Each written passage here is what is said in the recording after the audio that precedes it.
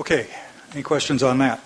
What do you want to do, Joe? Get audience reaction as we go through these? Yeah, I think we probably should. Okay, folks. Understand, we are planning after this to take the thoughts that you've given us, edit this as appropriate, and this will appear in the sixth draft, which is the way we're structuring this. Our goal is that this is a final staff draft, and the next draft after that will be the council's draft. Tweaks, and it'll be the council's draft. Yeah. Okay, let's do this. I'm going to accept the Zuckerman proposal that when he wants to comment, he raises his hand, and Angela, you're going to have to note that it's Mr. Zuckerman going up there, and that's kind of an offer for anybody who's spoken before, because we've got your name. If you identify yourself with clarity, Angela can keep track of the public record for us. So on this first comment, major comment and staff reaction. Are there any reactions from folks in the audience? Yes, please. Thank you for filling out the form. This is the first time. My first time as the Delta. Uh-oh. You've been having trouble going to sleep at night. I've actually been watching you on the video feed, and I wanted to compliment you on that. Michael Brodsky, Save the California Delta Alliance. We're based in Discovery Bay, California, and I'm very glad. Oh, it was your letter. It was my letter, and I was very pleased to see that you read it. It got through to you. I knew it was an email because I got a copy of the email of members. I think on your desk is a letter with some strikeout red stuff, and you're a Discovery Bay resident, I believe. I am a Discovery Bay resident. Okay. Yes, sir. So I'm not suggesting at all that in-Delta users be exempt from the Delta plan. What I am suggesting is that as far as reduction in water use, the upstream users and the in-Delta users would comply with 20 by 20. So they're going to comply with state law. They're going to reduce their water use, and concurrent with that, they'll obviously be reducing their amount of use from the Delta. The exporters, on the other hand, the importers, I believe have an additional requirement to show a reduction in reliance on the Delta. Well, the statute, that was our previous discussion. The statute says those who rely on water from the Delta watershed. Right. And that is all of us in the study range. It is not just the exporters. Right. So there's a couple things. If we read the whole statute together, 85021 does say what you just said. Yes, sir. However, the definition of covered action occurs in whole or in part in the Delta. Yeah, and let me, I think I know where you're going. The legislature did not grant us enforcement authority over some of the, as we've proposed to define it, the upstream users whose activity is totally contained without touching the Delta. But if it's a water flow that touches the Delta, goes through the Delta, or is exported from the Delta, they would be covered under the staff proposal. Chris, have I said that, and Joe? I think I've said that correctly. But we acknowledge, and the text in the fifth draft Delta plan acknowledges, that totally regionally contained actions that don't touch the Delta or the Suisun Marsh might not trigger a covered action. Right. So what I'm saying, if you look at the whole statutory scheme together, so the legislature chose to exclude from covered action upstream users. If you look at 85021, it's true that in the first sentence, it does apply to, let's see. No, it's the second sentence. Each region that depends on water from the Delta watershed shall improve its regional self-reliance for water. So if you're an in-Delta user, how do you improve your regional self-reliance? Your regional supply is the Delta. Because so there's some first of all, there. It's going to be compliance with 2020 if you're in an urban area. Absolutely. And secondly, the generic direction of the state of California is even for people in non-urban areas, agriculture in particular, they have an obligation of best practices, best management, and so on. It's not quantified. I think it's fair to say that the Delta plan assumes that everyone within the state has an obligation under the Constitution to use water beneficially, reasonably, and with no wasting. That's a constitutional obligation. So we agree that 20 by 20 applies to in-delta users, and that if they're not complying with 20 by 20 and they come forward with a covered action, you'll find that it's not consistent with the Delta plan. But I'm arguing that the additional quantified requirement for reduction in Delta use applies to the exporters, and that they should demonstrate that they are using, for example, 5% less Delta water every 5 years in their regional water management plan. They should have a target in there, and they should report, and they should demonstrate that. And I think also just a little realpolitik, just kind of step back for a second. In the package of bills that went through, there was a grand bargain that was struck. And that was that the state of California said to the CVP and the SWP contractors, we'll walk down the road with you on a peripheral canal if you'll agree to this language reducing dependence on the Delta. The in-Delta users and the upstream users aren't getting a peripheral canal. The benefit is going to those contractors, and that was the deal that was made. That's the legislative background. That's the context. You may not choose to adopt it as a policy, but I believe you have the authority under the statute to say that 20 by 20 applies to upstream users and in-Delta users, and there's an additional reduction in reliance requirement that applies to exporters. We've actually talked about that starting really in 2010 when we got created.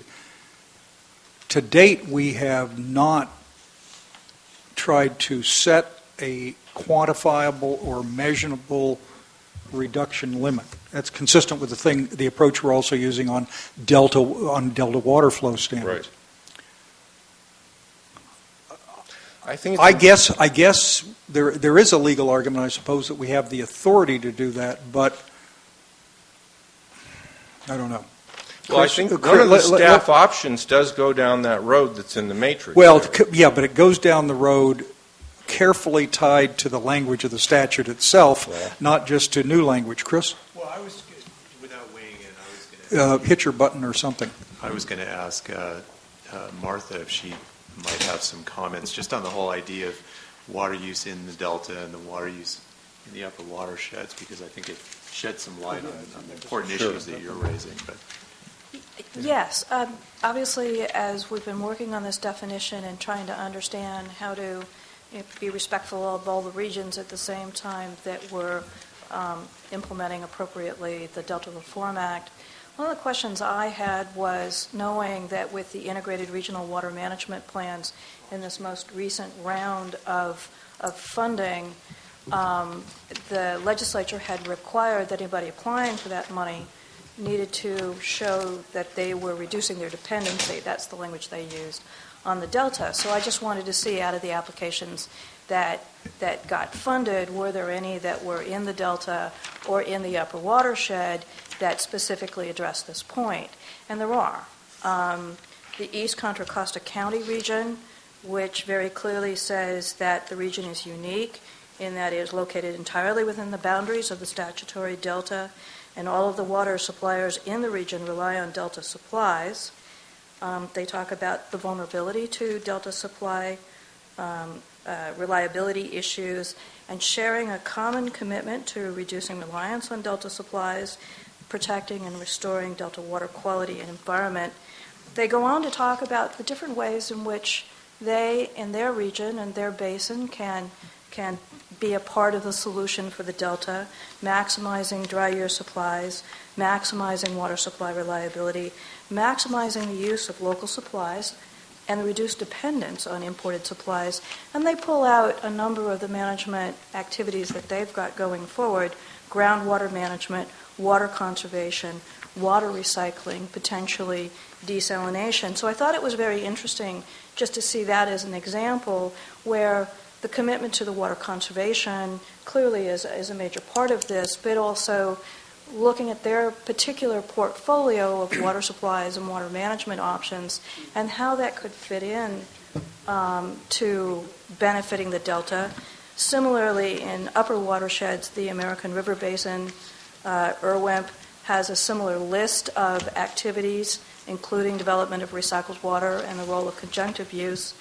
And the Kaweah River Basin actually had a very interesting discussion of all the ways in which their region touched or was influenced by the Delta, and the role of improved water management, conjunctive management, could play in providing options that would contribute to solutions for the Delta. So I think in looking at reduced reliance and kind of the bigger picture of the metrics, it's clearly different regions have different portfolios of water supplies and choices on how they're managing those water supplies. And I think, at least at a first cut, what the legislature is asking for is the kind of scenarios that participants in the IRWIMPs are describing in terms of how they can, through the management of their water supplies, be a part of helping to address issues in the Delta. The other thing we should probably note is that further along in the matrix, page 1819, Right. is exactly this discussion on reduced Right. reliance. I'm jumping ahead a little bit. And option 2, Right. and we'll just assume that everything you said here also applies Exactly. to that discussion. Option 2 presents a version of what you were So suggesting. I would urge when we get there to adopt option 2, I've sort of tweaked it a little bit No, I in my understand. strikeout language. Yeah. And just one follow-up comment on the region-by-region portfolio. So, for example, a region like MWD, if they could reduce their overall per capita consumption by, say, 10% through the 20 by 20 formula, if that 10% savings were applied to a reduction in Delta water use, that would be a very significant reduction in Delta water use. You are venturing into a infinitely complicated area, which is that even if a region reduces its own reliance on the Delta, there are other voices out there and other water users who will assert a claim to the water that has been saved by someone.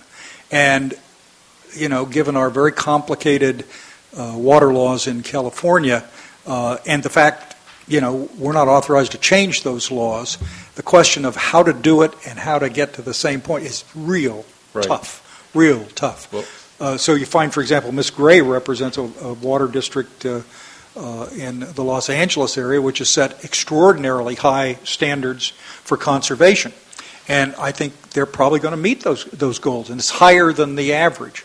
Good. But that doesn't mean, under the current laws we've got, that the other member agencies in the Metropolitan wouldn't step in and say, well, I want that water. But having said that, too, as a longtime historic critic of the Metropolitan Water District of Southern California, that just shows them their record looks awful good on conservation in the last 15 years. Yeah. Out of necessity, to be sure, with resistance by some of the member agencies, to be sure. But if the rest of us looked as good, and our average water use, particularly near the coast, was even close to that, we'd be in a lot better shape. The only resistance I have to the argument that we should exclude areas from this reduced reliance is I think the thematic message is, look, we're one society in one state, and we got problems, and we all gotta make the best good faith effort we can to be efficient and prudent in the way we deliver and use water so that our society can survive over the next 100 years without outrageous disruptions. And so exclusions of people because their options are limited, alternative supplies, they're protected because you only ask people to do what their options allow, but they're already required by law to plan for those options. So anyway. Right. Well, I agree with that. I wouldn't quite use the word that I'm asking for them to be excluded. I'm asking that the measurement or the metric or the mechanism for them to reduce reliance is by complying with 20 by 20. Whereas those who export, we need to keep track of how much less Delta water are you using this year than last year. Well, that's fine. I think it's probably fair to say that by 2020, when everyone's supposed to perform under the legislation, we will discover that a bunch of people haven't performed very well. We'll also discover that they've used their calculation methods to take the least onerous behavior. And we'll also find that the same patterns of more efficient users and less efficient users are pretty much the same as they are now. Big water users, Central Valley, Sacramento Valley, in terms of volume, per capita, human use. Chairman? I don't mean to interrupt the conversation, but we have about an hour if we're Yes, sir. going to leave it. I should stop talking. Thank you. By the way, thank you for doing a red line on this. Yeah. It makes it very helpful. I just think if we're going to take a chunk of something, we ought to have an hour to do it. Got it. Okay. So Apologies. my other Thank you. comments are on vegetated levees. I assume I'll come back up when that's at the Okay, appropriate time. that's good. Thank you very much. Thank you. Okay,